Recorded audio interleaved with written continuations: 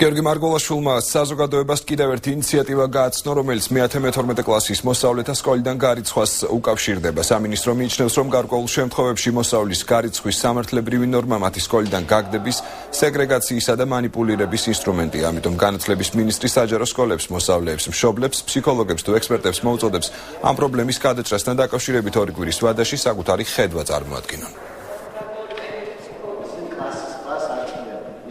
საკითხი ეხება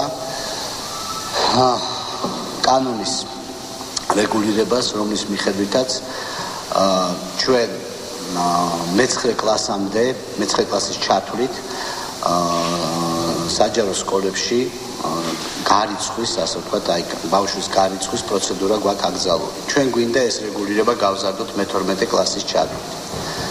მიზეზი მდგომარეობს შემდეგში. ჩვენ არ მიგვაჩნია, რომ გარიცხვა არის პედაგოგიური ქმედება, რომელიც რაღაცა პოზიტიურს იწვევს აღზრდის თვალსაზრისით. მიზანი არის ის, რომ ნებისმიერ მოზარდს, ნებისმიერ ეტაპზე, სწავლების ეტაპზე კონდეს სრული დაცულობა, ის არ ექვემდებარებოდეს მარტივად სეგრეგაციას, მანიპულირებას, სუბიექტურ, ასე ვთქვათ, ჩარევებს და ამისათვის ჩვენ ვფიქრობთ, რომ უნდა იქნას გააზრებული სამართლებრივი რეგულაცია, რომელიც იძლევა საშუალებას მე-11 კლასში მოსავლის სკოლიდან გარიცხვის შესახებ. იმიტომ რომ ძალიან მარტივია კითხვა საზოგადოებას, მე ვფიქრობ, რომ არ აქვს კითხვა, კითხვაზე პასუხი თუ სად მიდის ეს მოსავლე, როგორია შემდეგ მისი ბედი-ყბალი.